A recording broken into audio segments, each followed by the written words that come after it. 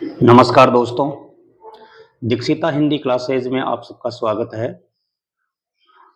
हम पढ़ रहे थे बरसा ही जलद, उसका दूसरा जो भाग है उसका अध्ययन करेंगे। जो उसमें दूसरी चौपाई है, दोहा है, उसको आज हम पढ़ेंगे, उसका भाव जानेंगे। तो चलते हैं, वीडियो शुरू करते हैं। दादुर धुनि चहु दिशा सुहाही, वेद पढ़ई जनु बटु समुदाही।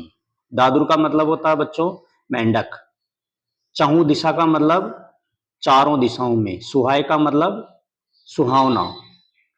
वेद पढ़ई जनु बटु समुदाय। बटु का मतलब होता है बालक और समुदाय का मतलब होता है समाज या समूह।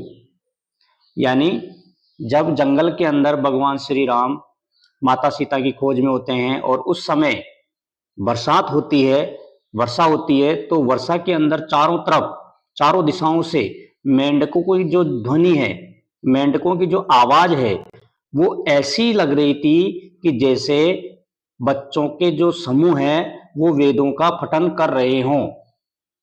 बच्चों के जो समूह हैं वो वेदों के पठन कर रहे हों, ऐसा उनको महसूस हो रहा था। अगली लाइन देखिए। नव पल्लव भय बिटप अनेका, साधक मन जस मिले विवेका। नव का मतलब होता है नए, पल्लव का मतलब होता है पत्ते, बिटप यानी वृक्ष या पौधे। साधक मन जस मिले विवेका। साधक का मतलब होता है साधना करने वाला। यानी जब किसी भी वृक्ष या पौधे के ऊपर नए पत्ते होते हैं तो वो ऐसे सुशोभित होते हैं, उनको ऐसा लगता है जैसे साधक मन जस मिले विवेका। जैसे साधना करने वाले को ज्ञान मिल जाता है, साधना करने वाले को विवेक मिल जाता है, तो उसका जो मन है उस मन को सम्मान मिल जाता है। यानी जैसे साधना करने वाले व्यक्ति होते हैं और उसको ज्ञान की प्राप्ति हो जाती है तो उसको मान सम्मान मिलना शुरू हो जाता है, उसी प्रकार से जब नए नए जो पौधे हैं उनके ऊपर नए नए पत्ते आते हैं तो वो सुशोभित होने लगते हैं। अर्क जवास पात बिनु भयउ, जस सुराज खल उद्यम गयउ। अर्क जवास ये पौधों के नाम हैं। अर्क यानी मदार और जवास या जवासा का पौधा। यानी वर्षा ऋतु के अंदर जिस प्रकार से अर्क और जवास पत्ते रहित हो जाते हैं तो वो कैसे लग रहे हैं, जस सुराज खल उद्यम गयु।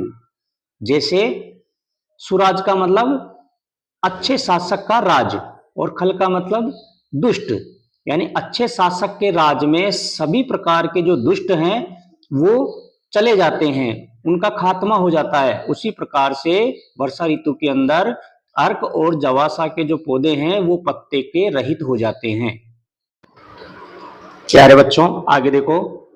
खोजत कतौ मिलई नहीं धूरी, करई क्रोध जिमि धर्मई दूरी। खोजने से भी धूल नहीं मिलती है। धूरी का मतलब होता है धूल। खोजत यानी खोजना, यानी खोजने से भी धूल नहीं मिलती है। क्रम करे क्रोध जिमि धर्मई दूरी। वो कैसी लग रही है कि जैसे क्रोध करने से धर्म से दूरी हो जाती है, धर्म दूर हो जाता है।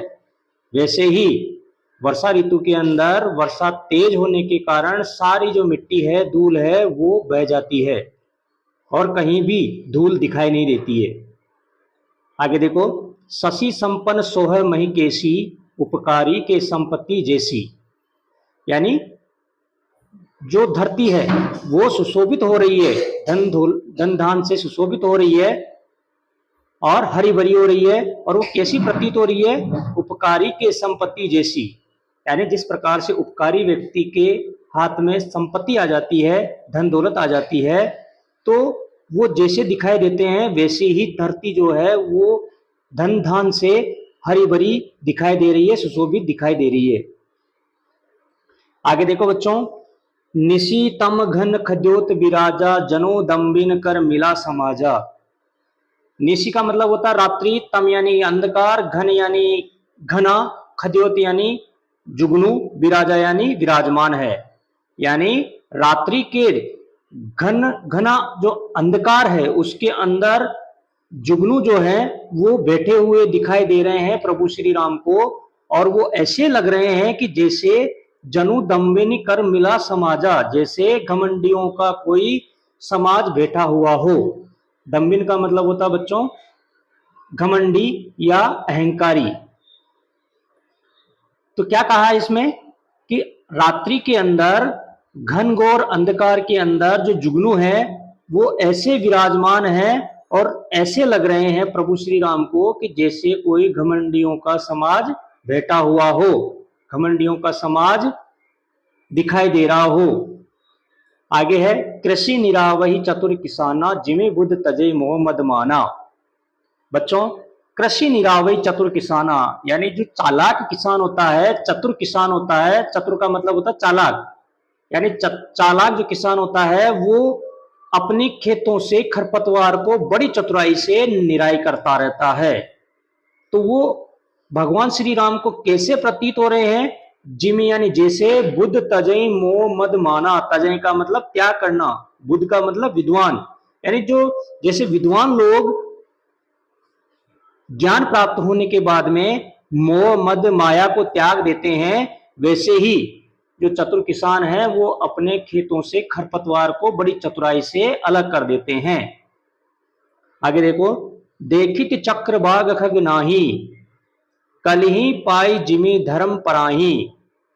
यानी चक्रबाग का मतलब होता है बच्चों चकवा, खग यानी पक्षी, कलही पाए जिमी धर्म पराही, कलही का मतलब होता है कलयुग। यानी इसमें कहा गया है गोस्वामी तुलसीदास जी के द्वारा कि कहीं भी चकवा पक्षी इस वर्षा ऋतु के अंदर दिखाई नहीं दे रहे हैं, और वो ऐसे दिखाई नहीं दे रहे हैं कि जैसे कलयुग के प्रारंभ होते ही जो धर्म है वो पलायन कर जाता है, यानी कलयुग के अंदर धर्म का बोलबाला बिल्कुल नगण्य हो जाता है और कोई भी धर्म की मान्यता नहीं बचती है। उसी प्रकार से यहाँ पर गोस्वामी तुलसीदास जी ने कहा है कि चक्रवाक जो पक्षी है वो इस वर्षा ऋतु में कहीं भी नजर नहीं आ रहे हैं, और वो ऐसे प्रतीत हो रहे हैं कि जैसे कलयुग के प्रारंभ होते ही धर्म जो है वो पलायन कर जाता है। समझ में आया होगा बच्चों।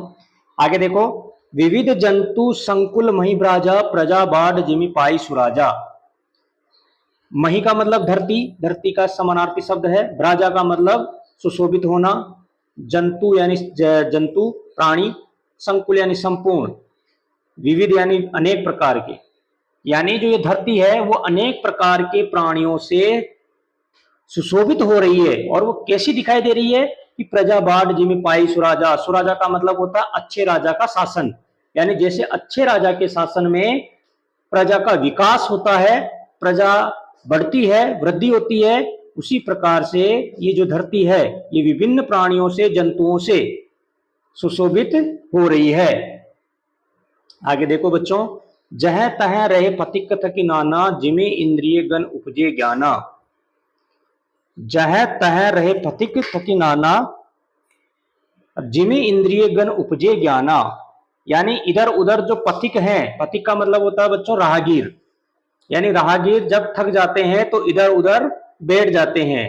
तो वो बैठे हुए राहगीर प्रभु श्री राम को ऐसे नजर आ रहे हैं कि जैसे किसी भी व्यक्ति को ज्ञान प्राप्त होने पर वो शिथिल हो जाता है और किसी भी प्रकार से वो विषयों की ओर आगे नहीं बढ़ता है, विषयों की लालसा उनकी समाप्त हो जाती है, ऐसे राहगीर लग रहे हैं।